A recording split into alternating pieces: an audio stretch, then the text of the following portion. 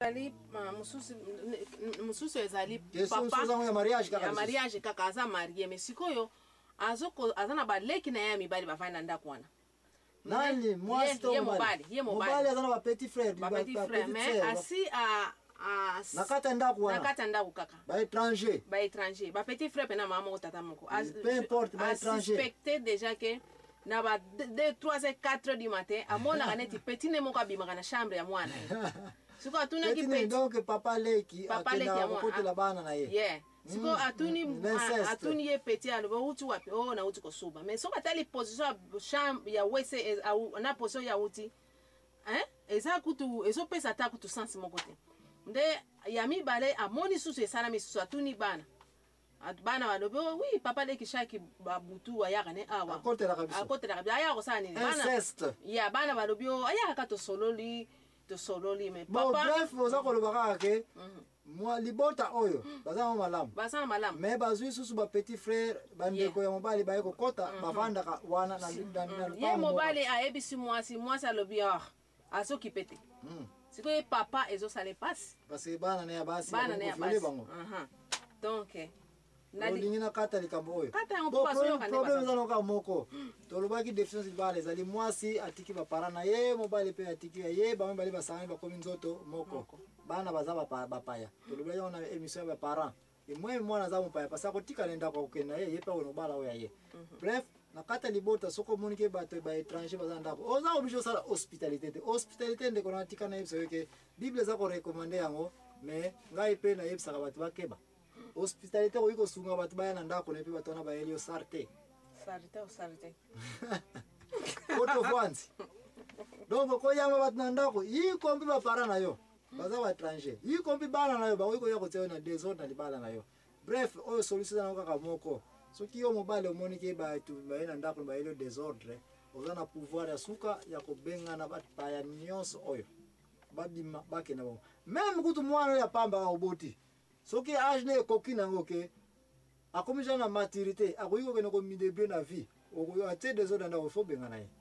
aye bongo petit frère no nde oza na difficulté ya kochasse ye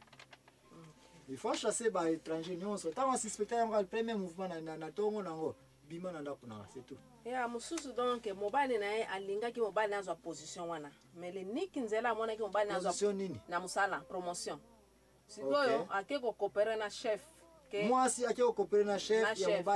mobali na ye chef amwasi ya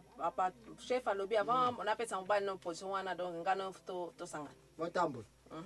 ende yeah basale nde mobali akozwa position wana mosusu so ekokanika na ona lobi mosusu mwasi mobali amoni ke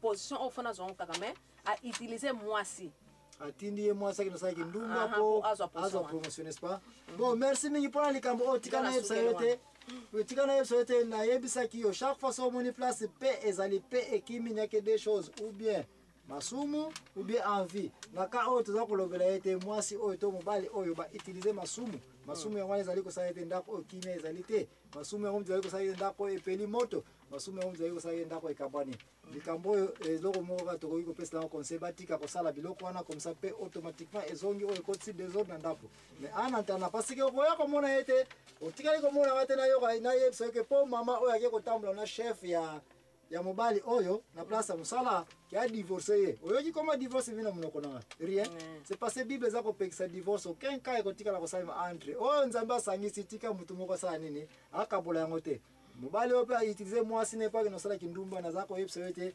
lisumu emonani lisumu yango conseil moko kaka paster te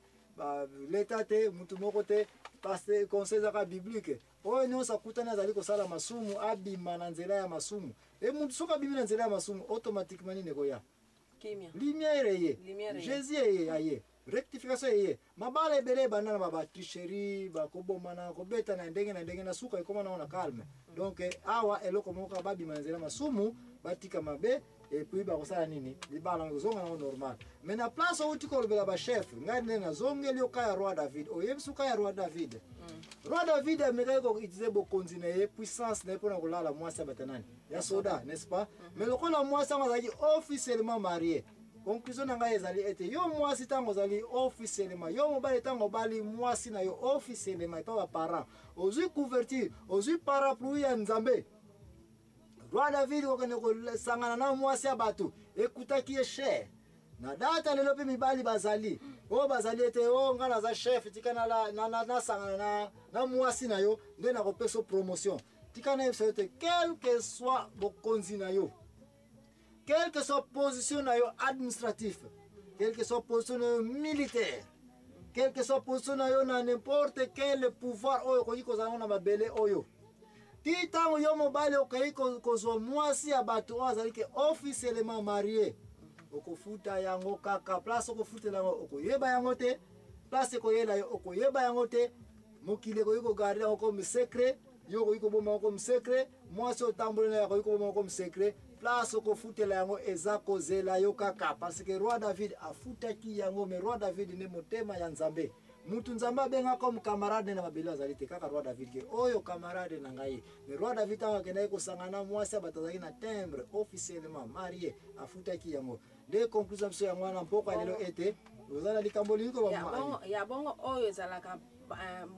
mwasi obali mwasi na yo bovandi bobali penda bien ayesu suna mwana obie leki na ye ou bien mwana abotaka na mobali na neno tanga zaka jeune fille basentaka yaye na mwasi siko mobali na yo akomi kosangana na mwana wana ou bien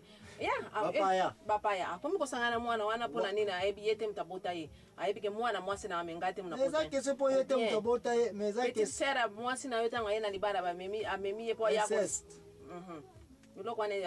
bo nyonso eza na kombo na yango chaque lisumu eza na kombo serna ngati yango na mutu lisumu oyo tikoleka ezali koleka babengo inceste. Inceste signifie papa azali kolala peut-être mwana na ye puis grand frère aza kolala sœur na ye puis semeki aza kolala semeki na ye nyonso tokupa na inceste. Inceste ndeko na tomoni yango soki yo mobali osili koyamba bapaya na ndako soit leki ya mwasi na yo azana ndako pa ya ko ne balwa matabisi na kitina ne bayombe n'est-ce pas bayombe batu bazala soki obali bazusu petite sœur kenene na libala ne biloko wana eza ko sala ete soki yo mobali ozana maîtrise te eza na risque mingi ke suka pe oye ko sangana na mwana oyo mwasi na yo abotaki yango baba ndeko na so bayombe baba tobengaka kudia nsusu kudia maki oyo si oyo kama kudia nsusu kudia maki ndeli kama nyonso utiko loba kudia nsusu kudia maki kaka kudia nsusu kudia maki ndeko na ngai zaka conseil comme péché inceste alors soki na ndako ne omoni ete mwasi na ayeli mwana une jeune fille lobi zaki mwana mke lelo akomi ko denda na poa ekomi na tolo omoni ete yelele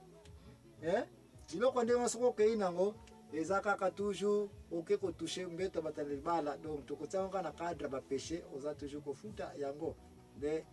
yango neza ko tsanda kuna désordre comment ko éviter yango fille wana étrangère wana adima ndako yaka pena yo mobali oza pena ba petit frère na ndako et puis moi sinon pas ali wana et puis ba petit frère ba oyipe ono sa so inceste kaka masuma inceste zango ya trop okomona pe na petit frère yo mobali akomi ko sangana na nani na